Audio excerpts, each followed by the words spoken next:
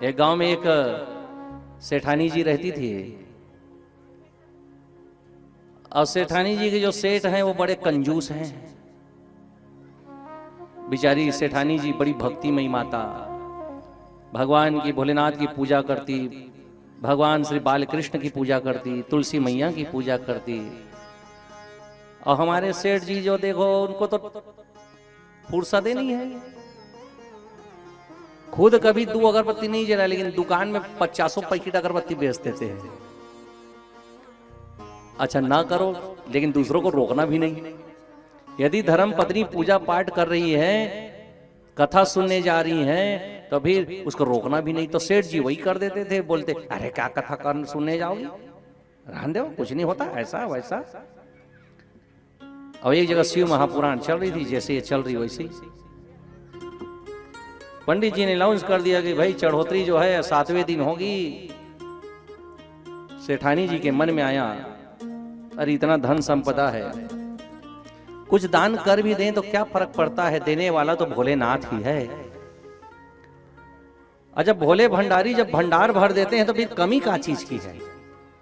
अब फिर हम अपना थोड़ी दे रहे हैं, भोलेनाथ ने हमको सामर्थ्यवान बनाया है, इसलिए हम दान करने के अधिकारी हैं। अब कई तो इस धरती पर ऐसे भी होते हैं जो दान करना चाहते हैं लेकिन कुछ है नहीं, तो क्या दान करें। और दानियों से तो हमारी वेद पुराण उनकी गाथाओं से भरे हुए हैं। सेठ जी ने कह दिया कि देखो कुछ भी चढ़ोतरी में चढ़ाना मत, चुपचाप कथा सुनना, लौट जाना, प्रसाद लेके उल्टा आ जाना, और 2-3 बार झोंका ही ले रहो। हाँ, कुछ लेके आना, कुछ देना मत। सेठानी कहे धन है भगवान, सब कुछ बढ़िया दिए, जोड़ी बस बढ़िया नहीं दिए हो।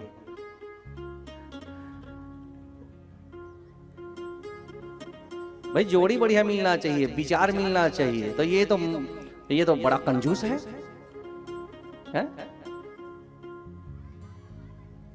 सेठानी कही ठीक है, देखेंगे। अब बेचारी सेठानी बेचारी आई तो सोने का गैया बनाई, सोने का गैया छोटा सा, दान करना है, चढ़ोतरी में चढ़ाना है गैया।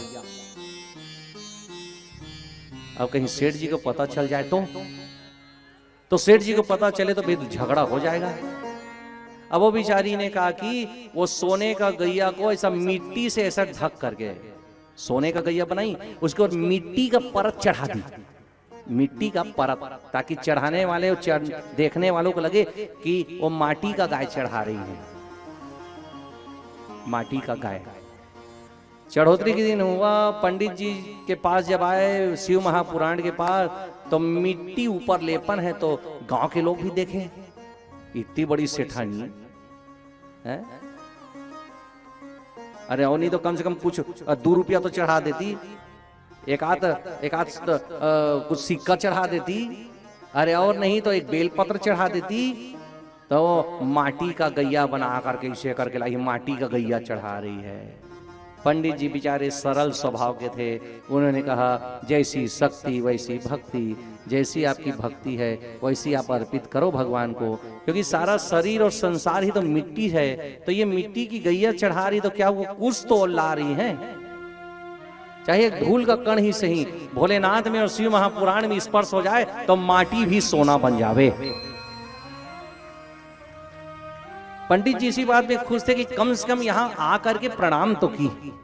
अब माटी है कि क्या है वो कोई जान नहीं पाया। बेचारी सेठानी बड़ी भक्ति, बड़ी सीधी सरल स्वभाव की, उन्होंने आकर के सीधा वो गैया भागवत शिव महापुराण में रख दिया है। अब उनकी भक्ति को लोगों ने समझा नहीं, किसी ने समझा नहीं। अब पंडित जी जब अपने घर गए तो माटी की गैया को बिचारी कम से कम बना के लाई है, चलो बच्चे लोग इससे पूजा करेंगे, ले गए। अब माटी की गैया को, जिसके अंदर सोने की गैया थी, सेठ जी ना जाने कह के वो ऐसा कर दी थी। अब पंडित जी गए और वहां पर तुलसी चौरा के पास रख दिए उसको। अब रोज तुलसी जी पे जल चढ़ाते हैं। हा? अब ब्राह्मण का घर है, पंडित जी का घर है, तो पूजा पाठ तो होना ही होना है। नहीं, फिर क्या, दिनों दिन जल चढ़ने लगा और उस पर जब पानी की बौछार पड़ने लगी तो एक दिन ब्राह्मण देवता देखे, वही पंडित जी जो कथा कहे थे, देखने लगे कुछ चमक रहा है भीतर। जब मिट्टी का आवरण हटाए तो पता चला कि भीतर तो सोने की गैया उन्होंने मैया ने दान किया था। सोने की गैया प्रकट हो गई। अब अभी देखो प्रभाव ऐसा हुआ कि जब उस सोने की गैया का पूजन वो ब्राह्मण देवता अपने घर में करते तो जब भी उस गैया का प्रणाम करते तो वो सेठानी का चेहरा ही याद आता। अरे बेचारी सीधी साधी भोली भाली रोज आती थी कथा सुनने, पता नहीं दुनिया के लोगों ने उसको क्या क्या नहीं कहा होगा, अरे माटी की गाय चढ़ा रही, माटी की गाय, लेकिन भीतर देखो सोने का है। हे भोलेनाथ, हे मेरे महादेव, उसके परिवार पर सदा कृपा बनाए रखना। अब पंडित जी के मुख में सदैव उसके लिए वरदान ही वरदान है। अब भली वो रोज शिव महापुराण को ना प्रणाम कर पाई हो, रोज पंडित जी का प्रणाम ना कर पाई हो, लेकिन पंडित जी जब उसको याद करने लगे तो इसी बहाने आशीर्वाद उस तक पहुंचने लगा। और एक दिन ऐसा हुआ कि सेठ जी तो चल बसे, तो सेठानी भी, उनका भी मृत्यु आ गया, पति के वियोग उनको सहन नहीं हुआ, वो भी दोनों एक साथ खत्म हो गए। लेकिन आश्चर्य देखो, जिस गैया को उन्होंने दान किया था वही गैया वैतरणी पार लगाने के लिए किनारे खड़ी हो गई। अब गैया कहने लगी मेरी पीठ पर सवार हो जाइयो, बाकी लोगों को तो मैं पूंछ में पार लगाऊंगा। गरुड़ पुराण सुनियो। कहने लगे माता आपने एक पुराण में सोने की गैया का दान किया था, मैं उसी का प्रतिफल बन के आई हूं। आप मेरे पीठ पर ऐसे सो जाइए, ऐसे मुझको पकड़ लीजिए। और इतने में उसका पति भी आया जिसको यम के दूत लोग खींचते ला रहे थे, सांकड़ में बांध करके पीटते ला रहे थे। पहचान लिए, अपनी पत्नी को पहचान लिए, अरे तुम यहां। अब वो घबराया तो उनकी पत्नी कहने लगी आप चिंता मत करिए, ये गौ माता की पूंछ को पकड़ लीजिए। तो सेठ जी ने पूंछ को पकड़ा और बैतरणी क्या नरक को भी पार कर गए। तो इस कथा से सीखने को क्या मिला? इस कथा से सीखने को यह मिला कि मान लीजिए पति देव उदार नहीं है। पति देव मान लो आपके घर में जितने पुरुष हैं वो एक दिन दिया नहीं जलाते, एक दिन प्रणाम नहीं करते, न भगवान के सामने जाते हैं, लेकिन घबराने की चिंता की बात नहीं है। आप लोग अपने घर की प्रतिनिधि बन के आई हो, गृह लक्ष्मी के रूप में सब आई हो। बेटी बहन दीदी जितने यहाँ बैठे हैं वो सब अपने अपने घर की प्रतिनिधि के रूप में आई हो। आज तो चढ़ोतरी का भी पर्व है, मैं नहीं कहता कि कुछ भी, लेकिन एक बेल पत्र जरूर चढ़ा देना जो आपकी शक्ति हो, और इसका प्रतिफल आपके पूरे परिवार को मिलता है। और देखो जी, दान किया कभी खाली जाता नहीं। यह बुद्धि को शुद्ध करता है, यह वंश को पवित्र करता है, और यह पुण्य का वर्धन करता है। ऐसी सुंदर दान की महिमा कही गई। चिड़ी चोंच भर ले गई,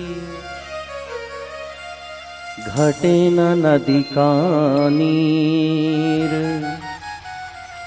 दान किए धन ना घटे, जो सहाय रघुवीर। अभी देखो आप लोग जो अभी दान करोगे ना, आज मुझको मिलेगा ना, तो यहां से क्या करूंगा आपको पहले बता देता हूं।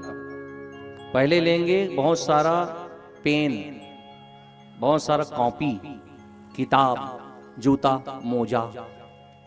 क्यों महाराज क्या करोगे, इतना का पहनोगे? बोले अपने लिए नहीं, अपने बच्चों के लिए।